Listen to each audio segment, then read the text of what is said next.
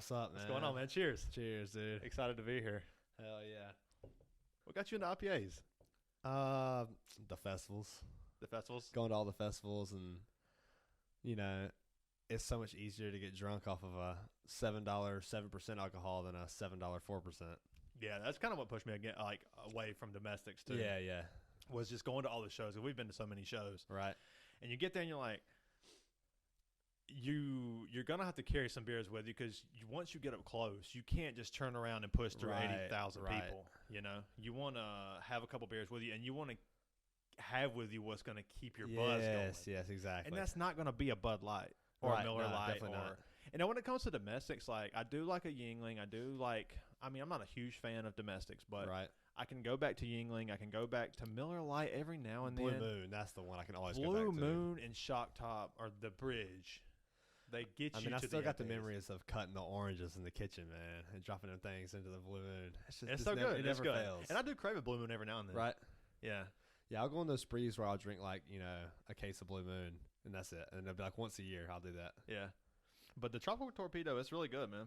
For sure, man. It's a very starter, like that introduction to like hazy beers. Yeah, because Sierra Nevada, the Pale Ale, and I really love Pale Ales. Right. And that was the one that really brought me into Pale Ales was Sierra Nevadas. Yeah, for sure. Yeah, I think I remember drinking.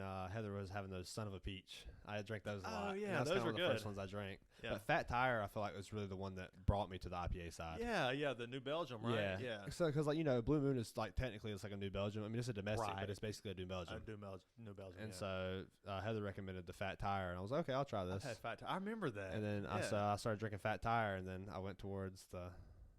Because you like IPAs. more, you do like more hazies. You like really love the New hazies. Belgium. I mean, that's all like the same realm of each other. And I'm more like Pale Ales, Lagers, Ambers. Sure. I do like some hazies and like hard IPAs, but Pale Ales is what I'm really into right now. Like Lagunitas and like some Voodoo Rangers and Sierra Nevada but 420 Sweetwater. That's your beer. That's my beer right now. And it'll change in like a month, but. Man, right now, that's my beer. My favorite memory of a Sweetwater 420 is I got back from we were staying in your deck that day. Oh yeah. And it was like hot as fuck. We've been busting ass all day, and I get home and I hop in the shower and all we had was one Sweetwater in the fridge. And Dad was like stopping by to the store and getting beer, but all I had was one Sweetwater in the fridge, and that was like perfect for the shower. It's so good, man. Oh man, I was burnt and fucking hot and dirty. You gotta get a shower beer. Oh, like the shower beers, man. Yeah. If you're not drinking shower beers, then you're not drinking. Yeah, you're not Let's drinking. be honest. Then you probably have good bowel movements. Yeah. Nice. Okay, so I told you the other day we were at well, it's been a couple months, but we went out to Betsy's dad's birthday party. Shout out to Betsy. And so I've had a couple drinks. Heather drove us out there, and we get there, and it's like kind of towards, it's on the lake, kind of like Lake Lyman over there. We're not on the lake, but very, very close to it. And we get there, and there's a lot of older people, like an older crowd. Right. And I think he might have been turning 60. I can't remember. I'm not sure. But it was a bunch of us, and we started drinking, and as soon as we walk in, I see Tom, her brother, and like her brothers are like cousins to me. Right. Like it just clicks. Like I love awesome. the whole family. And I see Tom, he's on the karaoke singing like, I don't know, like Garth Brooks or some shit. Yeah. And so I'm just already like, oh shit. Karaoke's here. Like even if I don't want to sing, my friends are going to put my name on the list anyway. Yes. And it's gonna be some shit I don't want to sing, like the So you might Backstreet as well Boys. just put your name on the list. So I gotta get the paper to see what's like the songs that are on the karaoke. And you've already been practicing on the rock band for the last few months. Yes, I'm like hoping and praying, please let there be a rock band song. When I actually like don't have to read the screen because that's too much. Yeah. But so I start looking, and I'm like, okay, CCR's on here. Have you ever seen The Rain? I was like, okay, I can do this. I'm super nervous. Oh, man. Because it's like 60, 70 people here, man. I'm play into it. I'm just like, but I'm either singing this or someone's put my name in for New Kids on the Block. Yeah. You know? They had a bunch of hits. Yeah.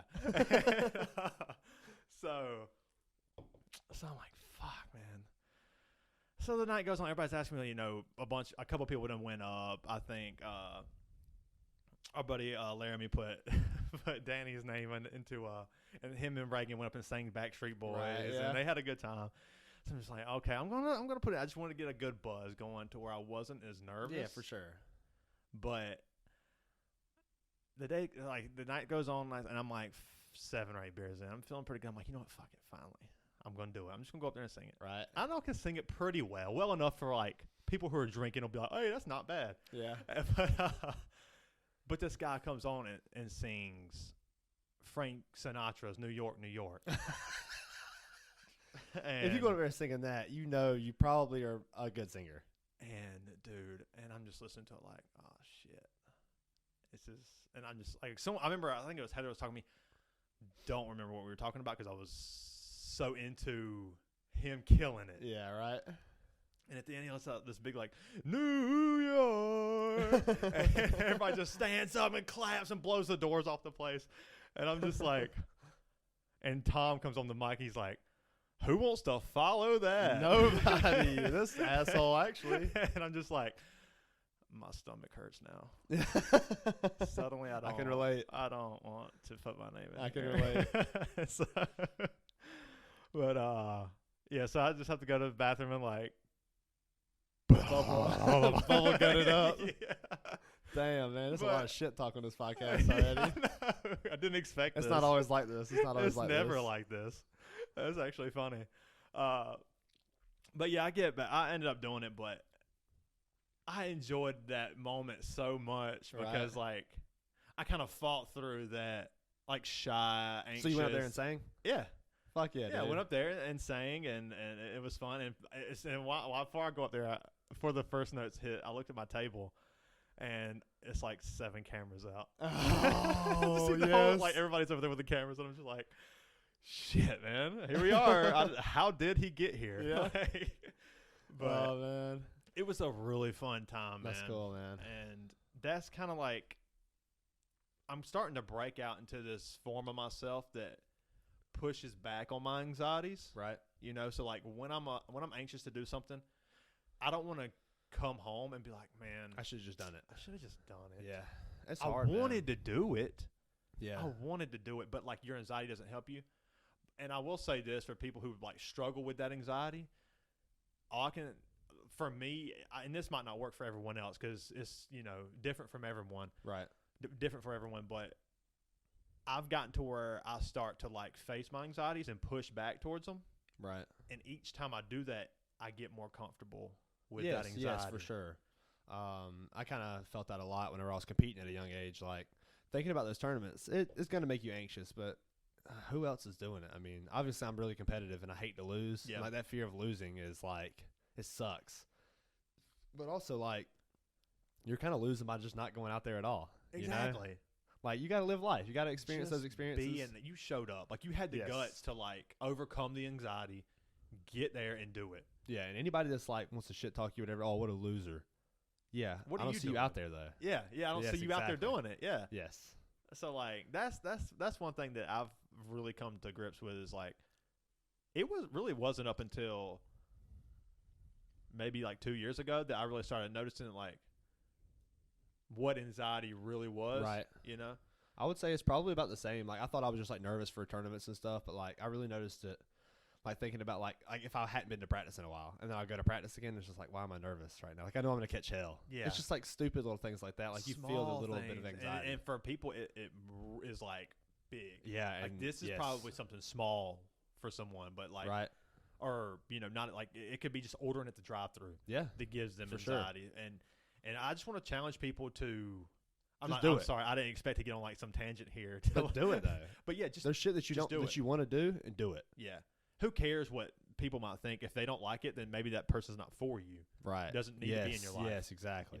But at the end of the day, we're all going to die, and you want to look back on your life thinking, oh, I just didn't do it. I know. You can look back on your life about, I failed, but I fucking did that shit. Yeah, but it's just fun to have the little bullshit experience like I did singing at a birthday party on karaoke. Exactly. I mean, I was so nervous at that moment, but like now it's kind of fun to look back on. And Yeah, right. I mean, like 2 years ago, I would have never like sang in front of someone. Like and that's a big hill to run up. Like, yeah.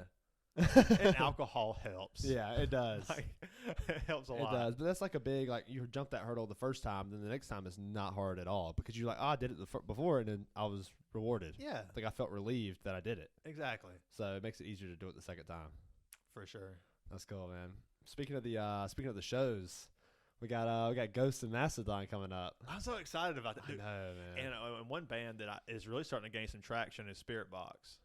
Only time I now- listened to them was here, but I gotta check them out more. Yeah, and they're a band that's going to be a little controversial, and not controversial, but like, like metal, like big time metal fans are not going to really care. For a female singer, or I think it's more of like, it's just like a lot of like different chord progressions. okay, so it's And more not as much- progressive. Not progressive. It's more like you're going to get like just chord progressions that are like, you're not going to get shreds, like any type I of got you. like melodic shreds got or anything you. like that. It's going to be more like just power chords. Okay. And I feel like the metal community, Metal does they love to hate on bands that are super simple. they do. If it's too simple, they're gonna hate on it. I hate the metal community, man. And I'm I a big know. time metal fan, I but know, they man. bother me, man. They're so like uppity Yeah, I could see about that for their sure. music, you know?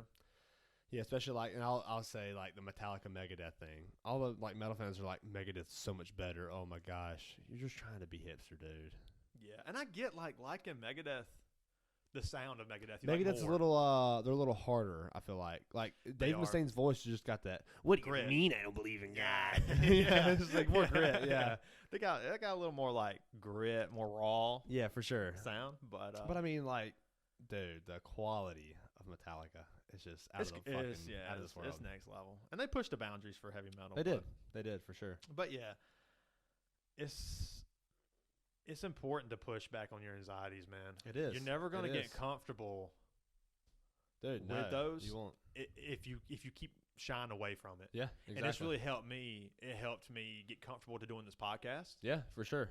You know, we talked about doing this podcast for What, 3 months? 3 months, Maybe longer than that. But we really talked about I feel doing like a something year. like we talked about doing something that was kind of similar to like a Watch Mojo, like a greatest top 10 list of like Right. movies or actors, Then we UFC talked about fighters, doing an football. album, We talked about just writing an album. and then you started singing on Rock Band, which he's good, by the way. He won't tell you that, but he can actually sing pretty decent. Like, if you heard him singing at a bar, you'd be like, "Fuck yeah, dude! That's actually pretty good." brother! Yeah, hell yeah, play the Black Crows. But yeah, that's one thing I just always. Well, here lately I've been thinking about a lot is Right. like, what's the point of letting your anxiety beat you? Yeah, for sure. Yeah. And I feel like that's definitely something that comes with like the older you get. And it's the hard. more It's mature easier you said get. than done. For sure. And it's the same thing with like pride. Like that's something I've always struggled with. And like mom and dad are very like prideful people. Not like a bad way, but like True. That's true. I get it from them a lot where I'm like very prideful. Yeah, I'm the same Like, way. Somebody wants to test my pride, I'm like, I don't like that. Yeah, it starts to make me feel weird, Yes. and then I kind of don't make the best choice. Yes, exactly. Yeah. And so like, sometimes you just gotta let your pride go. And that's another hard thing that's like I'm Yeah, struggling with lately. for sure. Not as much lately. Like I guess like the last 2 years I've gotten really good at it. Where I'm just like, I don't really care, man. I just want to go home and do what I do and do what I enjoy doing. Why do I need? I don't need to be injured or like risk something fucking stupid happen. Yeah, all because you let your pride get in the Yeah, way. And what does that exactly. even mean? What? Like, Absolutely nothing. nothing. At the end of the day, you're gonna look back and be like, man, I'm a fucking idiot. Yeah. Yeah. But I told you, we went out to 1885 down the street before we came here, and I was mentioned it to you just a little bit. Is the Love on the Spectrum? I've been watching that. Yeah. You Well, have. I actually watched it. Okay. I binged it in like 5 days. So you're recommending it? Yes. Okay. Cool. Yes. Okay. I'm highly recommending Okay, I have it. to watch And it. maybe it's for me. I've really been interested in like psychology lately of like why Yeah. people do the things they do, why people think the way they think. For sure. And just like, and I'm not into reality TV at all. I Right. think it's corny. I think it's like yes, half I of it's agree. fake. I agree for sure. But like the people on the spectrum, they're there to find love. They're not there to put on some kind of show like Jersey Shore Oh, or the jeez. Kardashians or anything like that. They're just there to find love, and they're genuine on camera. You telling me they're not trying to go to the gym, brah? Tat. Oh, So- fucking classic. Yeah, so like it's just very interesting. It's like every time they meet up on a new date, you're like, this is the one. They've only said hi to each other. Yeah. You want it to Yeah, happen right. so bad. Yeah. You want them to like just, fall in love so bad that it's like, okay, this is the one. And then the conversations are so strange because they are so socially awkward sometimes that like, man, this is going really bad. Oh, man. And then it ended up like, I had a really good time. I can't wait for the second date. You're like, what? Like, I didn't think this was going good. That's insane. I have to watch that, man. Yeah, that's cool. That's another thing on Netflix that me and Gabby have been talking about watching is that 3-part movie Fear Street on Netflix. Oh, it's yeah, got, it's on Netflix. Yeah, it's got Max from Stranger Things in it. I saw that. But like we talked about watching it one time. Me and Mom talked about it whenever y'all were over once, but we just never watched it. But it looks pretty good. I mean, I think we watched the first one. Really? Because I think that it's like it's different. Like it's 3 parts, but it's different, like decades or something like that. I think so. Yeah, I think it's like the 80s or the 70s, 80s, and 90s. Yeah. We watched the first one, and it was a little like I have hard times with like teeny bopper stuff these days. Yeah, I could see that. Like a Teen Wolf or like a Outer Banks. She was hating on some Outer Banks, man. That's not for me, man. That's a good fucking show. Yeah, Outer Banks and like, I mean, name any type of like thing that kind of is reaching out to like the high school crowd. See, Stranger Things did that, but it was good. It was a very good like throwback to like 3 different decades at the same time. Yeah, it was good. I like Stranger Things. Yeah, and it's phenomenal, dude. The 4th season, and I'm not gonna spoil anything. Like season 3, at the end of season 3, I was like, I wanted to like it more than I did. Right. I was trying to like trick myself to liking it more. It's kind of like the eating out of state thing. The eating out of state thing. I have this theory, and I'm sure like I just talked to you about it. Yeah. That when you travel outside of town and you eat anywhere, you want to justify yourself of like, you want to get back and tell everybody that you ate this place in Tennessee. Yeah. I was in Gatlinburg, man. Oh, and this barbecue was so good. Like you want to like, and I feel like sometimes we trick our minds into thinking it's better than like the food that we have back home. And there's amazing food out there. I'm not trying to say. And 99% of the time, nobody's going to dispute you because they've never eaten there. Yes. It's very easy for you to come back to your people and tell them that. Yes.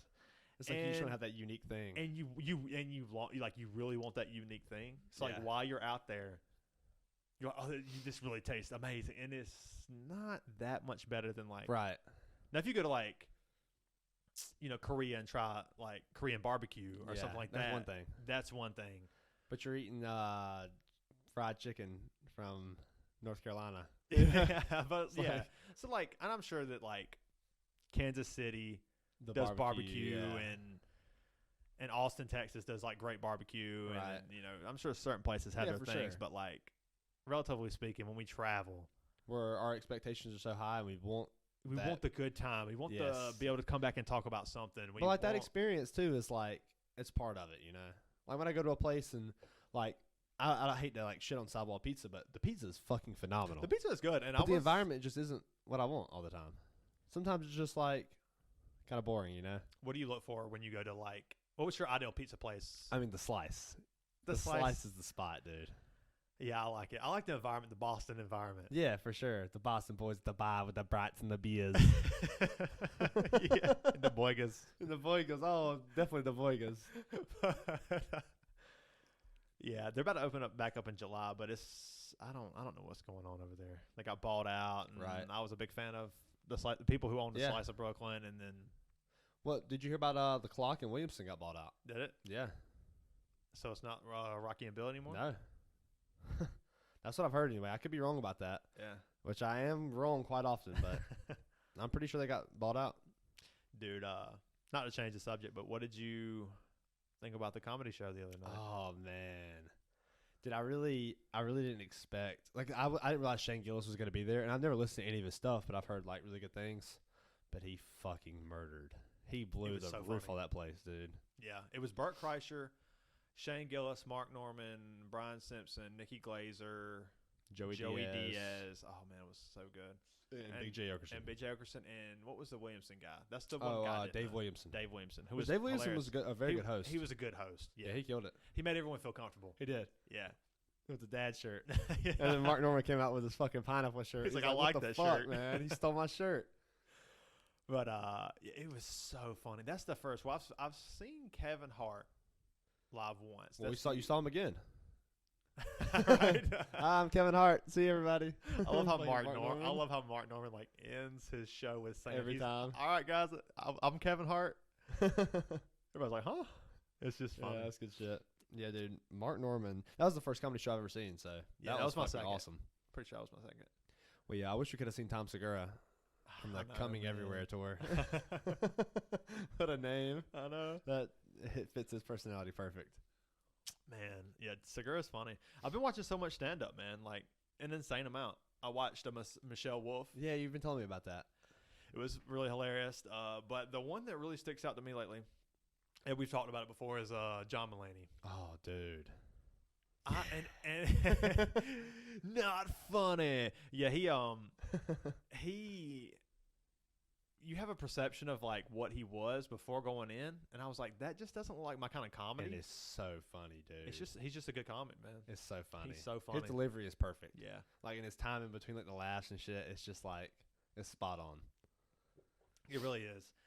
And yeah, Shane Gillis was the best. Not that you care or don't care, but it was the best Trump impression I've ever heard. Dude, it's so funny, man. Whether you like him or don't like him, it's just spot on. It's just spot on. Yeah, yes. it's hilarious. Dang, down on him. I know, man. It just tastes so good once it hits I your know. lips. We might have to have someone bring some more in. Oh man, we can do that. We can probably make that happen. Yeah. But yeah, Love on the Spectrum was I haven't binged a show like that. Like usually Really? like Stranger Things, Ozark, The Queen's Gambit, like all these shows that I really like, I would watch. Like I'll get home, watch one show while I'm eating. You know, take 30 minutes to eat, finish the other 30 minutes, and then do whatever. But like, I wanted more. I just wanted to That's watch what's up, more. dude. That show I was recommending you, Archive 81, that Netflix original. Yeah. It was that you remember telling you? Do you remember me telling you about that? No. Okay, so it doesn't surprise me. But that's like the last show. I watched it in like 3 days. It's like 9 episodes or 8 Archive episodes. 81. Is that on Netflix? Yes, Netflix original. That's good. Yes, but the problem is they are not renewing it for a second season. That always hurts, doesn't it? It really hurted, man. And like everybody that I've like got to watch it were like, "What the fuck? How are they not renewing this?" Yeah. But that sucks. it's like about this guy that like restores old like cassette tapes, and this company offers him this job to restore all these cassette tapes about this fire that happened in a hotel where like a shitload of people died. I ain't far behind. Yeah. Damn, we get somebody to bring some up here. So this company offers him the job to restore these old cassette tapes from like a footage of this fire in a hotel that happened. Yeah. That like nobody could explain. And so, but the caveat is he has to live like in this compound while he's doing it because like it's like, you know, classified information. And so he's like, nah, I don't think I'm going to do it. It's kind of weird out there. And then but like, he's watching one of the footages and he like sees his dog from his childhood. Okay. And he's like, why the fuck would that? Why would my dog be in here? That's like kind of the end of the first episode. Not like, I mean, it's kind of a spoiler, but not really. Okay. But he sees like what he thinks is his dog because it like has this red like ascot on. Yeah. And he's like, why the fuck? How the fuck? And he's like, this seems like way too sketchy. Yeah. But then he ends up taking the job. But the fucking show is good, dude. It's good? It's a very good show. I'm going to check it out then. There's so many shows I want to check out. I want to check out Peaky Blinders. I've heard nothing. And I'm a Speaking of mobster Peaky guy. Blinders, on one of our test episodes, we talked about Tom Hardy being in there. And I was like, I wasn't sure if he was. But I was talking to Dustin. Shout out Dustin. He said he was talking about Peaky Blinders. He was like, "Yeah, when Tom Hardy's character comes up, I'm like, fuck yeah." So he is in there. Okay, I was right yeah, about that's that. nice. I really liked Legend with Tom Hardy. He plays. Oh, dude, I haven't watched that. Where he plays him and his brother. He plays two roles. Yeah, it's like of twin him brothers. And twin brothers. Yeah, Yeah. and Shia LaBeouf's in there too. Oh, okay. I'm a fan Which of Shia is- LaBeouf, dude. He's. I'm a fan. I really wanted to watch that movie that he put out, Peanut Butter Falcon. I haven't watched it. I heard good things about that movie. Yeah, it was a newer movie. It was like an indie movie, right? Yeah. Something like that. Yeah. That- It seemed like it was pretty good. It kind of reminded me of that movie with Paul Rudd, Fundamentals of Caring. I Such knew a it. good fucking I knew movie, you Yeah, dude. that is a really underrated So movie. good, dude. Yeah, I'm a fan of it. That was like, I'm like kind of emotional when it comes to movies. Like I like cry in movies and You do? shit like a lot. Yeah. Now, do you cry when it's like sad stuff? Happy Or, stuff. Like happy stuff. I cry during happy stuff. I'm a little emotional. when it Dude, comes to happy I'm stuff, really too. emotional, dude. Like, And I'll just be like- holding it back. Oh, dude, I do too. And Gabby be like, "Are you crying right now?" No. Because she knows. She's just an asshole. She's like, you crying right now? No. Shut up. Well, then, dude. yeah. Dude, I'm very emotional in movies. But But that was the first movie I like really noticed it, and I was like, why the fuck am I crying right now? Like, holy shit, I'm like it's sober not even and crying, sad. dude. I'm just I'm really like, happy. I'm so happy. Like, it's just like I love seeing like the love in people, you know? That's what gets me. That's what gets me a little emotional. It's a shitty world, man. It's a shitty world, and like, I don't know, like the sad stuff. I mean, every now and then The sad stuff will get me, sometimes, but not really. But like the joyful, happy stuff, I'm like, yeah, it gets me, dude. yeah. And Dad's kind of coming out about that a little bit too lately. He says that he's kind of the same way. Yeah, I can tell he's got an emotional He side does. to him. He does. Yeah, Mom he's very doesn't. passionate. Your mama doesn't seem to have Nah, that kind of emotional doesn't. side to her. Yeah. But hey, that's definitely where I get my emotional shit from. Is Dad. Yeah, it's different strokes for different folks, man. For sure, different strokes for different folks. Yeah. But yeah. When you watched when I watched Love on the Spectrum, that has a lot of like really happy moments, Right. because these people like are hurting just to be with someone. Yeah, And I can see that. And when they finally make that match, and you're pulling for them the whole time. Yeah, and they get the win. They get the And dub. They get the dub. It's so fun. I mean, it's so. You were there the whole journey, Right. and you're happy. The for 'em. journey. Hey, it's not about the destination. It's about the journey. It's about the journey. It's just cool, man. Like, It is. I'll have to check that out, man. yeah. That seems like something I think you and Gabby Gabby would should enjoy watch too. together. Yeah, like Heather didn't. Like that's not something that like Heather, because you think like a man watching Love on the Spectrum, okay, his significant other got her to watch the show. No, she was like in the kitchen, and I was just like on the couch. And sometimes I get to the point to where I search through Netflix for like hours, and then I just turn it off. Like 30 or 40 minutes, and I just turn it off. I'm just like, so now I just go for it. I like it. I'm just like, the first thing that gives me a little bit of interest, I give it like 15 minutes. Yeah, I'll scroll for about 5 minutes, and if I see something I've already watched, I'll just watch it again. I'm also bad about that. Sometimes my favorite section is the watch it again section. Yes, dude. Oh, it's so good. It's all stand Billy up. Madison stays on repeat in my house. Yeah, Billy Madison. Oh, I love it. Yeah, the Love on the Spectrum is just, it's a must watch. What's up? I'll have to check it out, man. Yeah. Dude, what do you feel about like some new bands coming up? I'm excited, and more so for like the soulful bluesy side Right. of music right now, like the Alabama Shakes, the Black Pumas, who blew that first album, blew it out of the water, dude. Yeah, to me it was, and I think it was 2020 or 2021 when it came out, but to me it was the greatest album of that year, dude. So good, man. Yeah, Black Pumas album, Black Pumas. I was going to ask you what album you want to recommend to someone, right? Like to the listeners. Me, it's Black Pumas. Okay, if I'm going to recommend an album to somebody, it's going to be Let's Rock by the Black Keys from 2019. That's such a good album, man. That album is really growing on me, man. We talked about it earlier. But you like, really, like, dude, it's starting to grow on me a little bit, too. Dude, I mean, like, every fucking riff, like, the drum beat, like, the lyrics. Like, it just gives you that, like, summer vibe. Like, whenever I'm, like, driving home at night and the windows are down, it reminds me of, like I just got back from the movies and I'm just driving home by myself. Like, yeah, it's just, makes you feel young again. Yeah. yeah. I love that album too. It's phenomenal, dude. And when we went to the Pilgrimage Festival in Kentucky, was it Kentucky or Nashville? Tennessee. Nashville, yeah, it was. Where was it at? I can't remember. It was Tennessee. It wasn't Nashville, but I can't think of it. It was like a smaller town. I think it was Nashville. In Tennessee. It wasn't Nashville. Oh, I can't remember. We've been. To I'll so think many, about it eventually. But I've told you, there's been times we've seen so many live bands, so much live music, and there's only been a couple of times to where I actually felt like the live music or the audio, Spotify, a record or doesn't capture a person's true ability, true musical talent. That was Marcus King from South Carolina, Greenville, South Carolina. Right. That was Eric Burton from from the Black Pumas.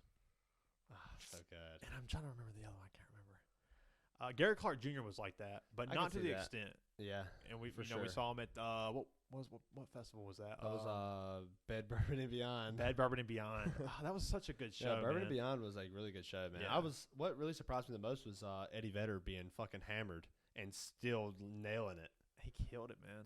And we were there like, I don't know if you've ever been to a festival, but when you go, you have to sacrifice. If you want to be up front and see, like, to me, we're so spoiled of seeing shows up front. Yes. That I seen Pearl Jam from a distance, and it sucked. Like, I mean, Pearl Jam did a great job, but like my experience being there was not as good. Not a memorable experience for me. Yeah, because like when I go to think of like those live shows, I don't think of that show. I think about I love Pearl Jam. That was a Pacquiao Mayweather fight too. I think about the Pacquiao Mayweather fight more than I think of the Pearl Jam concert that day. Yeah, and we didn't. I don't think we went and saw it. Like we went back and like watched it. Yeah, and but when you're up front, you can get a little more intimate, with the artist. For you know sure. What I'm saying? For sure. But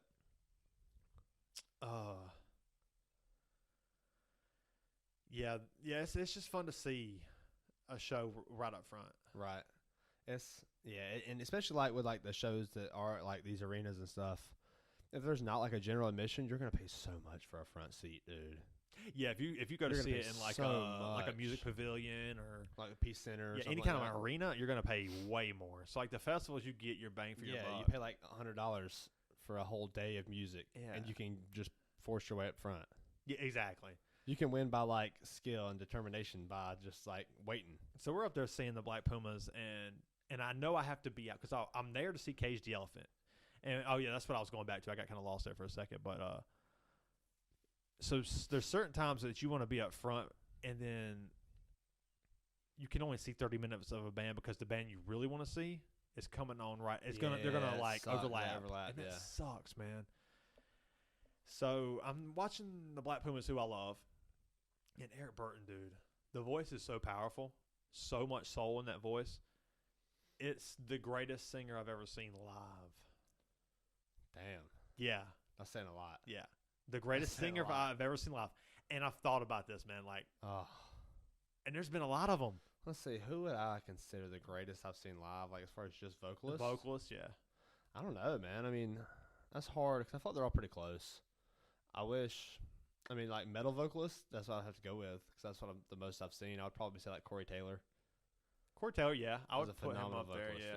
Dude. He's got good vocals for sure.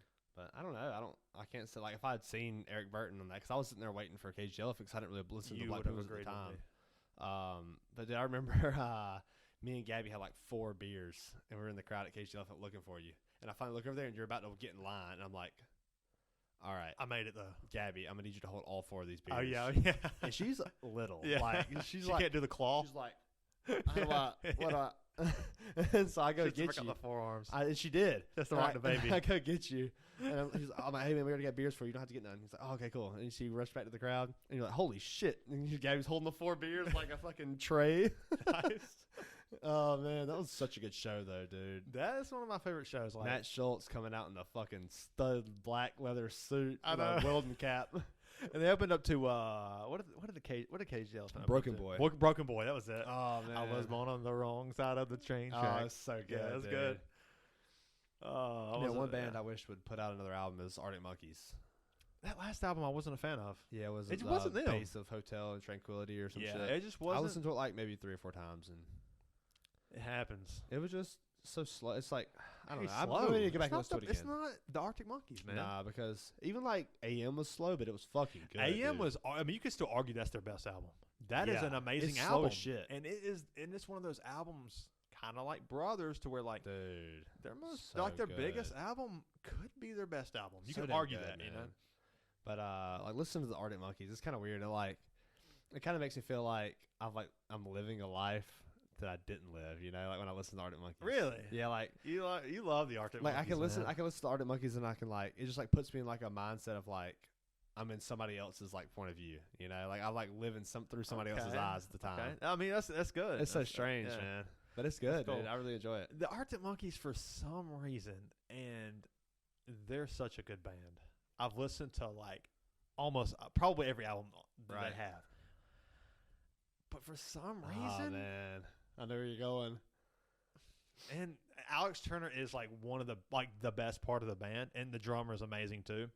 But like something about it just doesn't. Dan Helder. It doesn't. Thanks.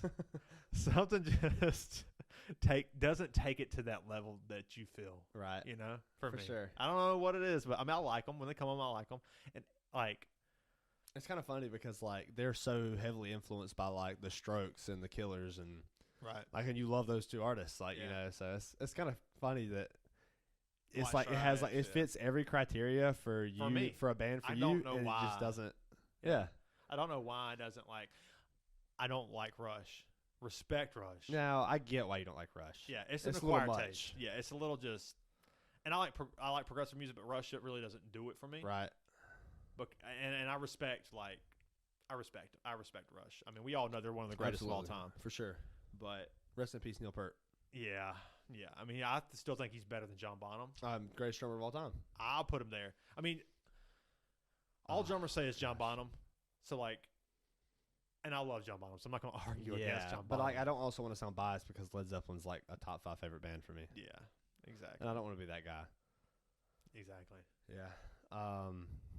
Speaking of top 5 favorites, I feel like Mastodon is moving up there for you, like in a top 10, top 10, top 5 area. Like they're getting there, 10. man. They're making their debut. They're making their debut in the top 10 for you. Yeah, they Right? they like legitimate. Like they were Happy Gilmore moving up the. Yeah. Right.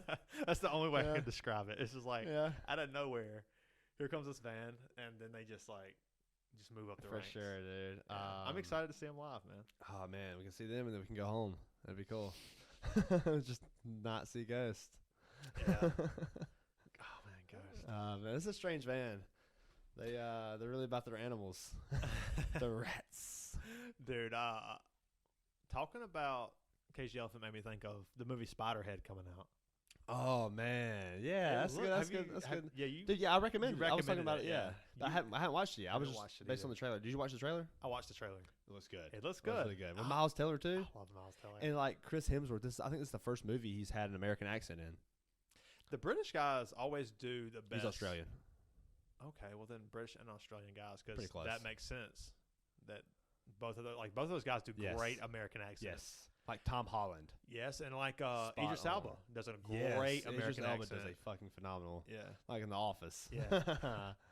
He's good. Yeah. I love the dude. Speaking of, I mean, I guess it's kind of off topic, but Idris Elba he actually had a amateur I saw that. kickboxing. Yeah, and I heard he's pretty good. Yeah. Yeah, that's exciting. like legit. That's I love really seeing cool. stuff like that. That's awesome. Herschel Walker he's like did some 44, stuff like that dude. for a while. But it's like different because he's not like an athlete. That's true. Idris Elba's just He's just an actor. Yeah. Yeah. Who started training kickboxing, kind of like Hannibal Buress trained Muay Thai for like 2 years in Thailand. Oh yeah, that's right. I forgot about Hannibal Buress. I love Hannibal Buress. But I hadn't seen any specials from him or any stand up from him. I bet he's had to lost like a lot of weight. Really? If he's been doing Muay Thai, 'cause he's always been a little chunky. He's always been a little chunky. Yeah. I bet I would like to think he's like ripped and like beating the shit out of people, in practice. I haven't seen anything, come out lately. The last thing I saw him on was on Rogan, and that was 2 years ago. Who said that? Yeah. Was it him? It's so funny. Yeah, Hannibal Buress seems like a really fun guy to hang out with. For sure. I can see that. Yeah. But dude, I really do want to see the movie Spiderhead. It's looking good. Yeah, it looks good. And Miles Teller, man. What put me on to Miles Teller was that one right there. Whiplash. Yeah. That one right there. I don't think I knew who Miles Teller was before that. He might have been in he was in a movie that we had watched before, but I didn't remember. I mean, I'm sure his acting career started before that. But there was a movie we had seen, like a big one that he was in. I just don't remember what it was. I'm sure I think War Dogs. War Dogs was after. Was it after? Yeah. War Dogs was like 2014. Okay, because that was like 2011, right? Yeah, I think so. Yeah. He was in a 2007 movie. I just can't think of what movie it was. Project X. Project X. That's it. Yeah, that's it. He was like a the Project popular X. dude. Yes. Yep. Damn. Good call. Yeah. Nice, thanks. dude. It's a rare occasion when we remember shit. I know. Too many It's a rare beers. occasion. Oh, that's great. But yeah, man. It's cool seeing those like actors get into martial arts. I like it too. That's really fucking cool. Yeah. I'm trying to get you into it, man. I'm trying my best. It's the seed's been planted. It's It been has. there. It has. I don't know how long it's gonna take. I'm to just grow. watering it. Yeah. I'm watering it.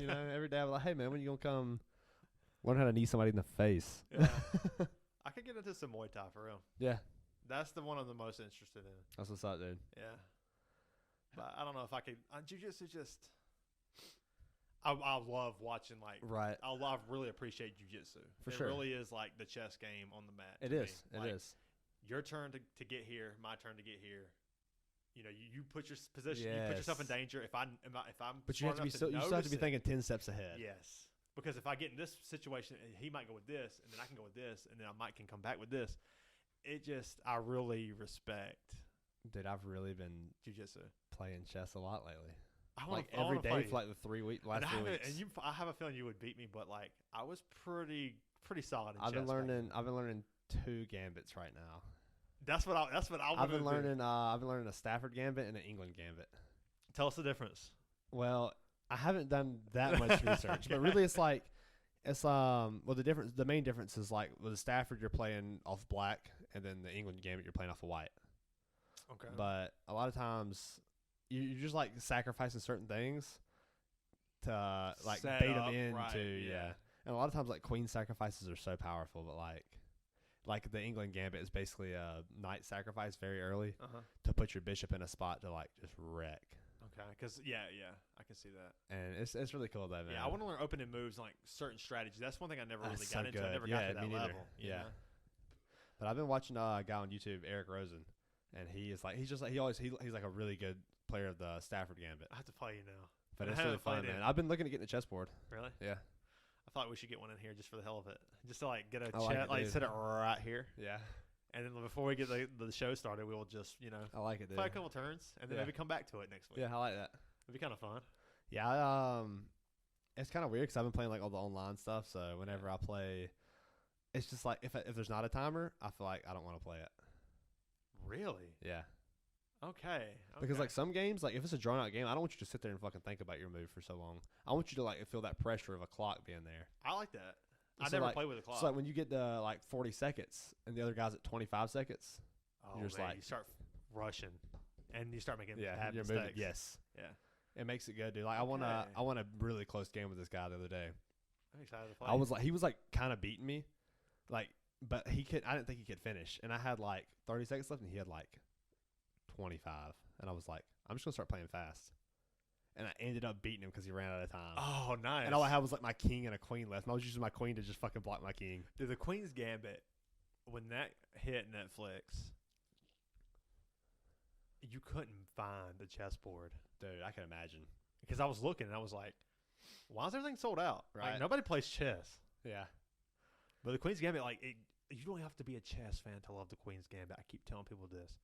Dude, that was you see it and you see chess and you're like, I'm not interested. Yeah, so. Yeah, for sure. It's so good, man. That's the same thing whenever I like to try to describe Whiplash to people. It's like, yeah, it's a movie about this drummer that wants to be the greatest drummer of all time. They're like, yeah, I don't give that's a not fuck. Interesting, yeah. But it's so good, dude. Yeah. It's about the pursuit of greatness, man. The pursuit of perfection. Yeah. Yeah, Whiplash Whiplash, that's why I like Queen's Gambit so much, because Whiplash is a top 3 film for me. Right. It goes back and forth to whichever one I watched last. Inglourious Bastards, Whiplash, Goodfellas. Okay, there's a top 4. And Almost Famous. I'm a huge fan of Almost Famous. Forgot about that. Yeah, so a top 4, like legit top 4. Whichever one I watch, dude, I changed. Rest in my mind. peace, Ray Liotta, man. We hadn't really got the chance to talk about this. That really surprised me. hit me different when it comes to actors right. passing away, because Goodfellas was like, Dad showed me a lot of good movies. Like we came up watching like, Star Wars and Rocky, and like all these like cool ass movies. Yeah. Like Mom showed me the horror side of movies. Yeah. Dad showed me like the OG, like the cool side of movies. And like I remember him showing me when I got to the age where I could watch it was Goodfellas, and it was like the actors and you don't notice it at the time, but like the acting is so next level, dude. The script is so next level. Martin Scorsese. The directing is so next level. Martin Scorsese is just he's out of this world. Yeah, it's hard to say which is my favorite between him and Quentin, because I don't know. I really don't know. I don't think it's too hard for me. I think the hardest one that really gets me is because of fucking Wolf of Wall Street. Oh, fuck. That's the one that skews me so much, man, because like I love Inglourious Basterds. Like you said, Mom really got us on the horror side, and Quentin has that love for like the grindhouse. Like there's the taste of horror there. There's a taste of horror there, exactly. And you can connect that with.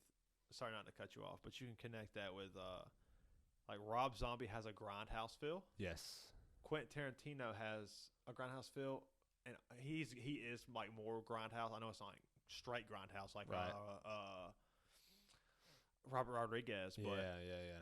but he has like a grindhouse feel and like a little drip of Rob Zombie in there. Like if you could just drop and a little, I'm fucking huge fan of Rob Zombie. and you can and not that The like movies. I mean, I'm a huge fan of the music, but the movies. yeah.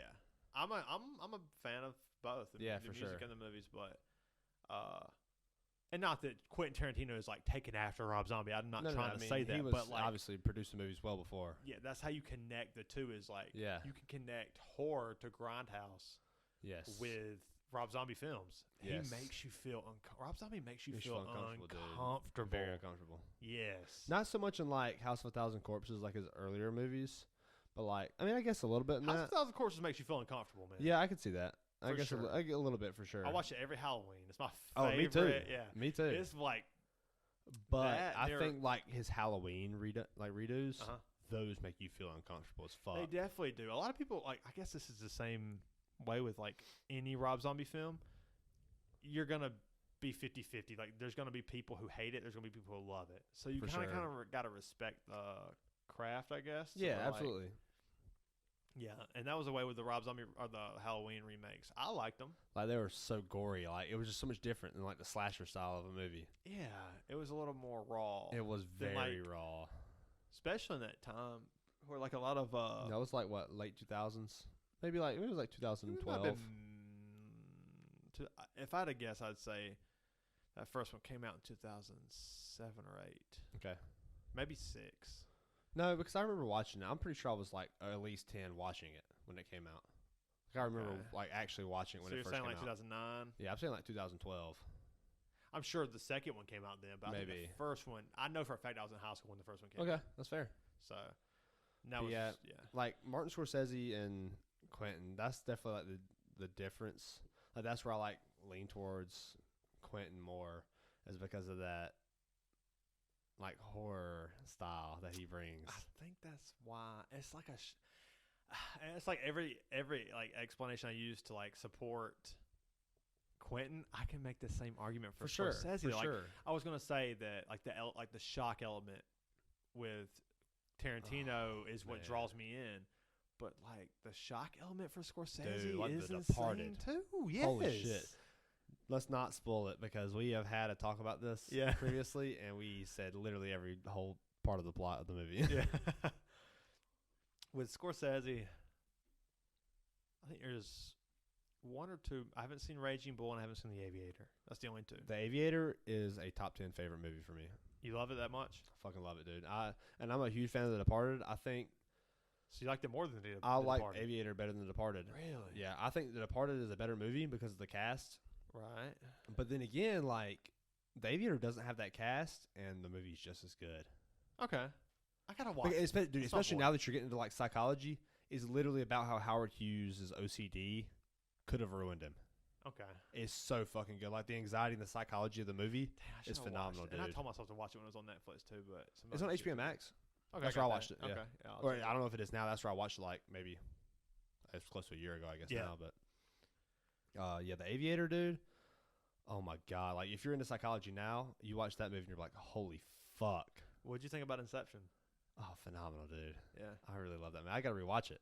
People say you pick up, like, I mean, that's every movie you pick up, like, different stuff, but people say you really pick up a lot by rewatching it. I've only seen it once, and I loved it. Dude, me too. Anything with DiCaprio in it is gonna yeah. be a fucking hit. That's man. where I really fell in love with Well, not I didn't really fall in love with Cillian Murphy there. I Yeah. fell in love with Cillian Murphy in excuse me, Batman Begins when he's playing Scarecrow. Dude, I've seen that one time, and I was like ninth grade. It's an okay movie, but Yeah. Christian Bale's like performance of Bruce Wayne is like spot on. Christian Bale is He's phenomenal, dude. He's the top. I said what did I say last time? Top 50. I'd say top 100 is That's what we said. We said top 100 last 100 time. for We said Christian top 100 last Bale time. is pretty accurate. Yeah, that's, easy. I think that's easy. That's easy. Yeah. It's like you might can fit him in.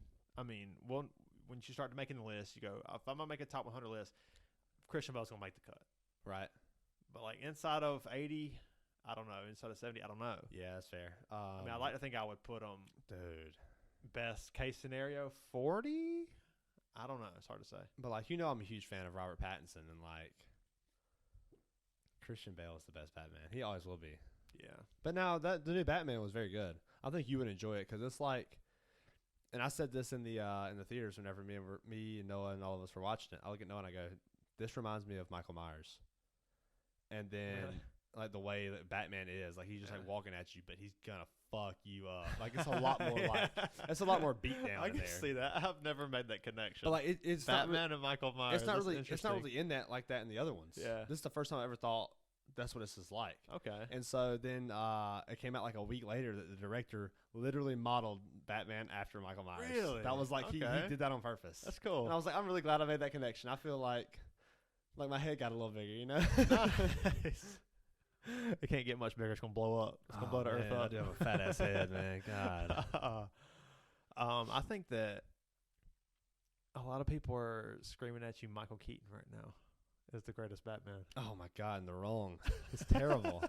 So what about George Clooney? I mean, that's the worst one. That's the best one, dude. George Clooney. Okay, you taking Clooners or are you taking Michael Keaton? Yeah, I'm gonna take Michael Keaton. I just don't like George Clooney. I'm a hater. I do like him in From Dusk Till Dawn. George Clooney is good when he has a great director. And I like him in fucking what's the movie? Oh Brother Where Art Thou. Thou. Brother Where Art Thou, yeah. I like him in Oh Brother Where Art Thou. I like him in Burn After Reading. I didn't like that the first time I watched it. You'd like it again. You gotta watch it. I gotta rewatch it. Because it's your kind of like It me and is. Heather talked like that's your kind of movie For sure. Yeah, you would love Burn After For Reading. sure. I got a piss. You want to take a piss break? Let's do it. All right. We'll be back. Oh, we're back, guys. So while I was down there, I was looking for and I only had a couple of beers left, but I saw in the very back of the fridge, I saw the 1885 Voodoo Ranger. I'm like, this is for you. Dude, my man, 'cause I ain't gonna lie, that first sip was very refreshing. It's so good. It's mango such a is good just beer. like, most mango stuff, I don't really care for super sweet stuff like that. And like I don't most either. mango stuff, Yeah. like especially like, and I'll talk about mango habanero wings. Mhm. Like, I prefer more habanero than mango, but the mango is like just right in this beer. It's a good beer. But while we were downstairs, you said you wanted to open up with So what do you think about Tom Brady going into commentating, man? That's interesting. You know, like a play-by-play commentator. Obviously, that's what he's going to be. He's got to be the play-by-play commentator. oh yeah. Players are always the play-by-play. But like, I mean, it's going to be interesting to like get inside his mind and kind of like you did Romo. You really got inside of his mind of like he's going to see it happening before it happens. yeah, So like Brady does that better than anyone, right. and it's going to be interesting to see a better version of what we see with Romo. You know what I think about Tom Brady? Love on the spectrum. He's got to be on there he's got to be a little autistic, right? It's possible. Like he just like has the look about him. His sons have the look about him. Giselle has the look about her. Dude, it's just He's got to be a little autistic. and the reason why I say I agree with you is because, or I at least pretend to agree with you right now, is because like when I'm watching Love on the Spectrum, the ability that people with autism have to focus on one thing, Right. and be dominant at one thing, Yes. is next level. Our buddy, shout out The crowd man. He was talking about how Trevor Lawrence. He thought Trevor Lawrence was autistic. Whenever he was like winning all his games at Clemson, I love that. he was like, "Dude, this guy's got to be autistic. There's no fucking way that he's not autistic." Because he won the national championship and was just like, "Yeah, it's cool." Like no emotion. No emotion. I'm sure. Yeah, I don't see it with Trevor Lawrence. But it's funny because he's a Clemson player.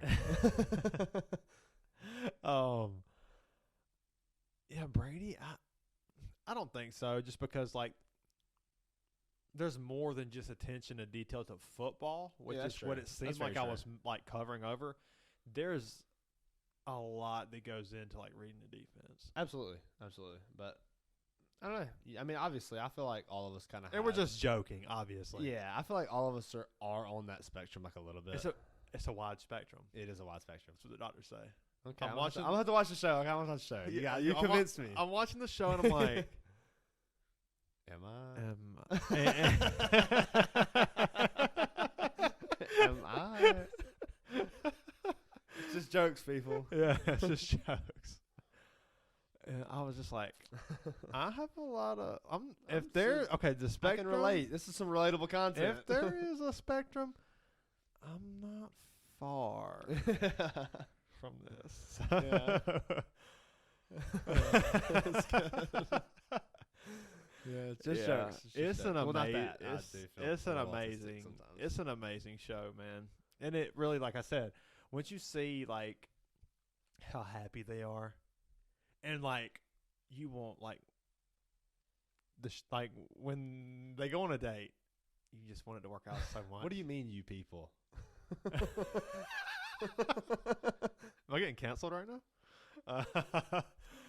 It's just you're pulling for it so much. You want it to happen so much, and like during the date, this might not even be a person for this person. Yeah. Just like if like we went on a date with someone, the person might not be for us, and you're just rooting for it so much because you want to see happiness. Because every time they're happy, it's just so genuine. You just want to cry. That's really what it is. You just want to let your tears out. You just want to let your tears out. That's the only way you can. God damn you, Bernice. Dodgeball was so good, man. Man, I'm excited to go to Orlando next weekend, though, man. It's gonna be good. Yeah, I'm excited. I hate that you're gonna miss the biggest card. Oh man, is it the biggest or was last time the biggest? Okay, this one's close. Okay, it is close, but okay, here is the main card. Oh, I know. I mean, everybody like Misha Tate is gonna open up the main card. Yeah. Who was she fighting again? I can't remember. I know. I can never remember it either. I saw it like 15 times. She's gonna open up the main card. She's been a main event before. Right. Then it goes to Shawn O'Malley. Yeah. I mean, the Sugar Show. He's one of the more entertaining fighters. I wish he would just fight some fucking guys that are worth the shit. Yeah. I mean, part of me, he'll like, get there. I'm a big fan. I mean, he's past that. Like, look at Chita Vera. Chita Vera's dominating. I will say this: he don't want to fight Chita Vera right now. No, Chita Vera. I mean, I don't know though.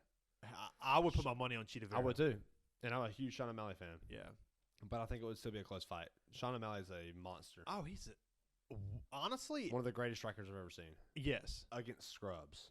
Yes. So it's interesting to see him. We'll see what happens. Yes, he's gonna get there. Then after Shawn O'Malley and Munoz. What's the next fight? It's I know it ends with Adesanya and Cannonier, Volkanovski, Max Holloway, and then the third one is damn, I can't remember. I know. I just saw that. I tagged you in that picture. It's Pereira and Shawn Strickland. Yeah, Shawn Strickland. Yeah, that's gonna be a really good fight, dude. That might be fight of the night. That fight's gonna be good. If I had to put money on it, I'm going Volkanovski Holloway. Oh yeah, for sure. Dude, Volkanovski is so fucking good, man. But Holloway could beat him though. Holloway is the best striker UFC has ever seen. Best boxer, I'll say that. Maybe. He got outboxed. I mean, everything's up for debate. Max Holloway's been outboxed. He's had his moments. one like mediocre performance. Okay, I mean, he's never been knocked out. Yeah. You know? That's fair. He's that I just always think about. But Teixeira had never been submitted until Prohaska choked him out. Fight. Oh my god, dude! Like I said, I was gonna go down as one of the greatest light heavyweight titles in history. It's up there. It's fucking good, dude. That's the greatest light heavyweight title I've ever watched. Yeah. Yeah. 100%. Fucking phenomenal, dude. Yeah. I'm like on the edge of your seat, like. Teixeira will be on top, and he just smashing Prohaska, and the next thing you know, he gets swept. When I think about Prohaska's like fucking wailing on him, busting his face up, dude. It's just the whole fight. And Teixeira was winning the fight. It was a close fight.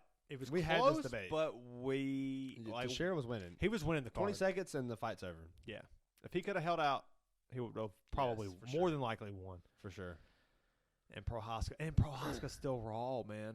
You can see it. He's so good, dude. Since John Jones has left that division, that title has changed hands like 4 times. 3 times? What happens? When is John Jones going to fight again? Stipe, We need to see this. Stipe in September. Stipe said that he won't be ready until September. John Jones said, I'll wait. Oh, man. That's what I like to hear. That's very exciting. I'm glad this is the first time I'm hearing this. Yeah. That was a couple weeks ago. That's got me pretty hyped up. Who you taking, Stipe or John Jones? I'm taking John Jones. I think Stipe's on his way out. I think he loses this fight and he retires. That's probably likely. Or does he win this fight and retire? I think he's retired after this fight regardless. Honestly, he deserves every bit of a part 3 with Ngannou. He does, but he won't take it. I think you're right. I think he's done, dude. I don't want to see him go out like DC did, though, losing to John Jones and retiring, you know. Those fights with DC those fights with DC had with John Jones was incredible. Oh, yeah.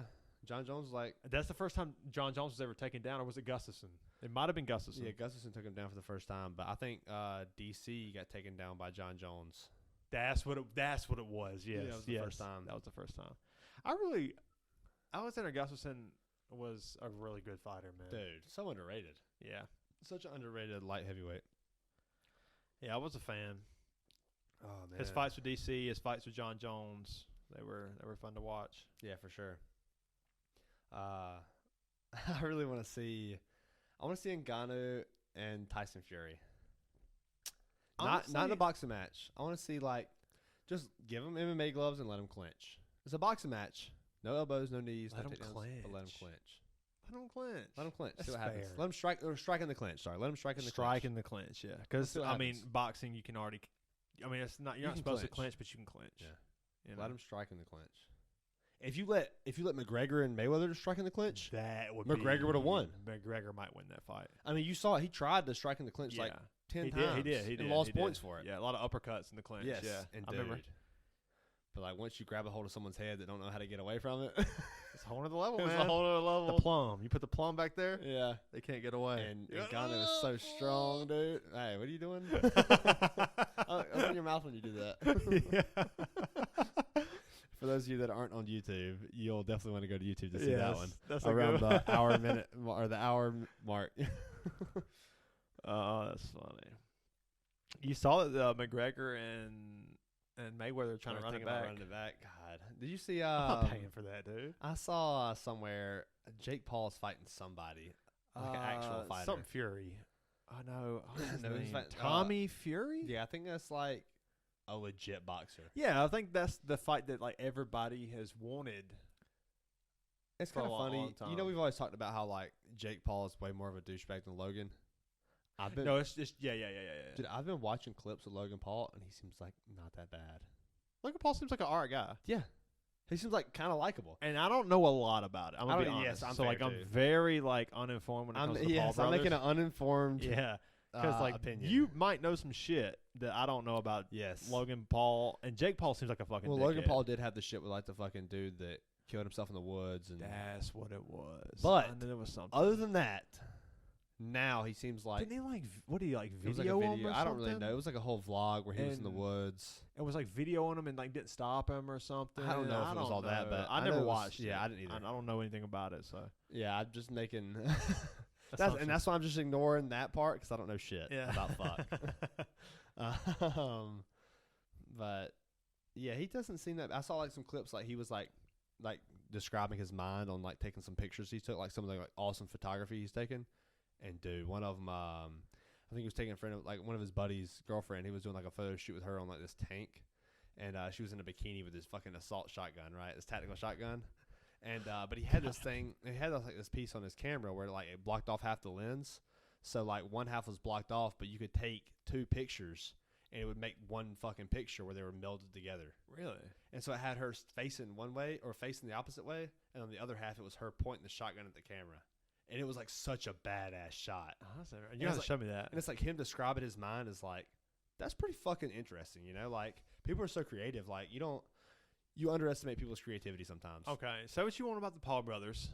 I'm not a fan. I'm not either. I want to see Jake Paul get knocked the fuck out. Yes, absolutely. We all do. That's why it's got that Mayweather thing to where like you talk so much shit Yes. that everyone hates you. They tune in to see you get knocked out. It's just they're Even fucking when marketers. they know you took a fight. The only fights you take are the fights you know that you're gonna win. Yeah.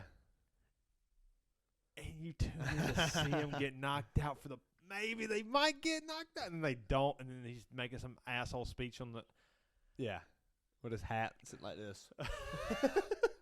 You know the hat. if your hat you know know the- that you know if the your hat. hat's sitting like this, then like well, you have nothing to talk about. Yeah. I'm sorry.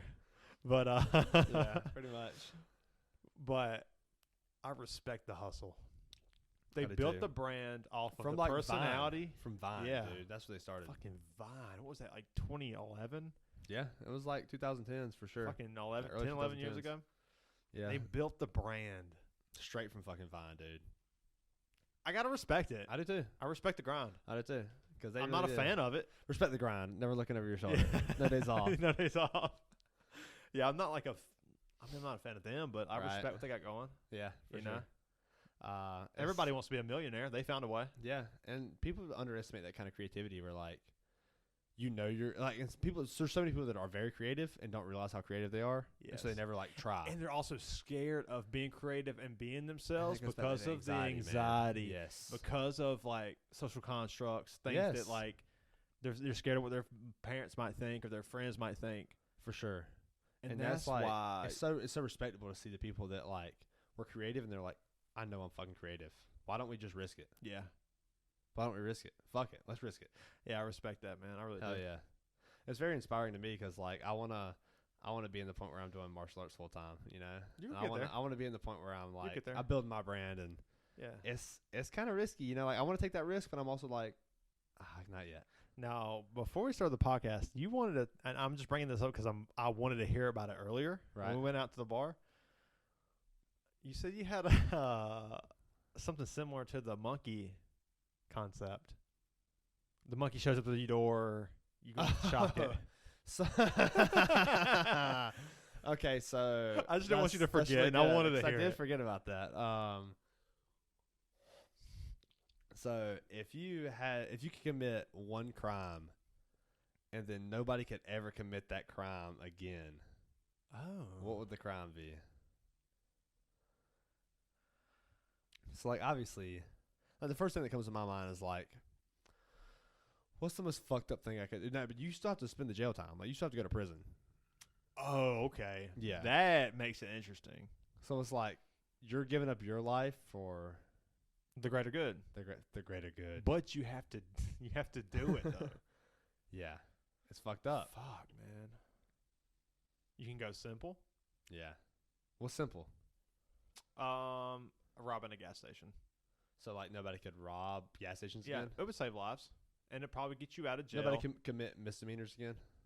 No, That's where we're going. nobody. I guess Or not? Yeah, I guess it's armed like robbery. petty Nobody can. theft, yeah. Nobody can commit armed robbery again. Oh, so you got to rob a bank then? Let's be honest. Right. Yeah. That would be the That's- move. You that's get. pretty good. You can possibly get rich.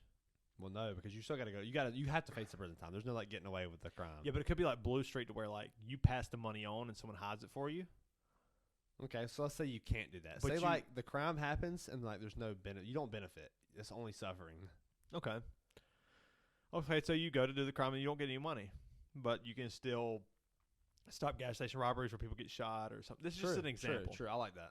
The first thing that came to mind was rape. I'm gonna be That honest. was the first thing that came to my mind too. It's just So I'm like, that's like the most fucked up thing that people. That's like one of the most fucked up crimes you can commit. yeah, It's like I don't want that to happen again. But could I do that? I don't think I could. I couldn't do it. It would be so fucking hard. Like I don't. I don't see myself being able to like. Like part of physically me do wants to be that. like, tell someone like, hey man, listen, but that doesn't make it rape because they can consent to it. Yes. Hey man, like you want to like, you know what I'm saying? Like, Yeah. we'll do we this can for get the rid of greater- all this. for the greater good. But yeah, But you man, have I to do don't- the act. I don't think I could do that. I couldn't do it so hard. either. I don't think I could do it. That's a fucking hard one, dude. That's a good. So I then, like, so yeah, then I we like went down this the scenario. so then we went down the path of what if you committed a crime and then that made the crime legal. Oh, okay, this is fun. And my first thought was, I'm gonna evade my taxes, and so is everyone else. Yeah, that one. I like that one. That's a good thought. I don't know, man. What would I do? The evaded taxes thing is the best one. Yeah, that is a good better. That's like my first thought immediately. I'm like, yeah, I'm evading my taxes. Yeah, fuck the government. Yeah. Like, how the fuck? And I've been saying this like a lot lately. How the fuck do we pay taxes on everything and then do it again and do it again? Yeah. You pay taxes when you buy a car. You pay property tax or on the car. You pay taxes on the car. Oh, you also pay taxes on the money you got. Yeah. To buy the car. And also, you don't forget about they tax your paycheck, the one you used to buy that car. Oh, God. Yeah, it's bad, gross, dude. Man. I'm not even trying to get bad. political, but like, that's gross. Everybody can agree with us on that one. Yeah. Everybody can agree with us on that one. And that's like, as far as I want to go. Because we know that, like, I'm not going to go far into it, but, like, I feel like people in general, like, the people in the United States know how to spend money and give back to their community more than politicians do. I think that's fair. Because politicians tend to skim off the top. Well, I'll be honest. I think and do what's best to keep themselves in power and make more money. The rich want to keep the rich rich. To where, like, you and I will go to 1885 and help keep them in business, for or sure. Because that's people whatever like, it is, you know. Which, and I'm kind of like, and I'm only 22, but I'm kind of starting to like move towards that point in my life where money isn't everything to me. Like, I really want to get to that point. Like, obviously, I would prefer. Like, obviously, I got to make a living, but like, at what point do I want to sacrifice making a living? Making a living doesn't mean you're living good. You know, a good living isn't always living good. That's true. But Austin, shout out to Austin. I'm gonna make this argument for the people that disagree with you. You have it comfortable right now because you have a good job, right? And you're able to. Well, I'm living at home too. Yeah, so you're able to feel comfort outside of just having your bills paid. For sure. And me, I feel the same way. Like, I don't value money. You'll see me go out and spend $100 bar tab, whatever it might be. But it's easy to say. There's people out there, man, that are living paycheck to paycheck. And when you have a good job and you have a little bit of money, yeah, it's easy to say it's very easy to say whenever you're comfortable right now. Yeah. But to where very uncomfortable, I might not say that. Like, I'm in a position to where I can go to the store and buy things that anything I want. Right. You know, and you're the same way. It's not on sale, so what? I want it. Yeah, exactly. People can't do that, man. Yeah, that's right. People are like single mothers that are, you know, supported by, you know, EBT or whatever, or whatever it may be. There's people out there that are struggling that can't. They're living paycheck to paycheck. They would love to be in our position. Right. And that kind of ties into like the Roe versus Wade thing, man. It just ended. How do you feel about that? Do we want to get into that? Man. We could. We couldn't. I don't want to. Yeah, I don't know, man. Yeah. I don't want to get into it. It's a loaded subject. Yeah. It's a loaded subject. Maybe another day. Maybe off air or something, but I don't want to get too political on here. That's fair. But I don't know, man. I just think that everybody's got different circumstances. Yeah.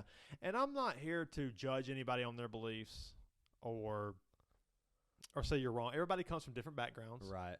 You know, everybody comes from different cultures. So I think that it's important that everyone understands that it's important to hear other people out. Yeah, for sure. And not just wait for your turn to talk when it comes to politics. Absolutely. And I'm not here because I don't want this to be a political show. Yes, I don't think you want it to be a political show. You're absolutely right. I don't. But I think it is important you're not progressing if you're closed-minded to your own ideas, if you're married to your own ideas. Exactly. So challenge yourself to listen people out, to hear people out, and just work your mind a little bit. Yes. It's a lot like the anxiety thing where it's like everybody's anxiety is different, you know. Like mine and yours is we think about, you know, we're more anxious about some things than others, but others are different, yeah. Some people like you said, they might go to the drive-thru and be like, "Oh fuck, I got to order." Yeah, like makes them really nervous Yeah. to order like a McDouble with a large fry. Everybody's circumstance is different, man. That's crazy. Yeah. People come from different backgrounds and cultures, and that's why you shouldn't be so hateful towards people with their beliefs. Yes. Hey, that's the exact reason why I get like emotional during like the happy moments in the movies. Yeah. Because people are so fucking hateful, you know? It's so hateful. People are so hateful, and like being able to see that like little bit of joy in someone's life, even though it's fake, it's like maybe there is that love in the world, you know? And listen, man, I want to wrap this up soon, but I've been off of social media for a long time. Right. Like 6 or 7 years. Yeah, I'm about the same. To where like you might see one post for me a year. Yeah, maybe. I think I the posted Gamecocks making years. it up. Yeah, right. That's what it is. Like I'll share one thing or two things a year, but I had the same profile picture for like 5-6 years. Yeah, me too. And there's a lot of like I would call them close friends that I haven't talked to in a while that have no idea about how much I've changed or the person I've become. For sure. And I've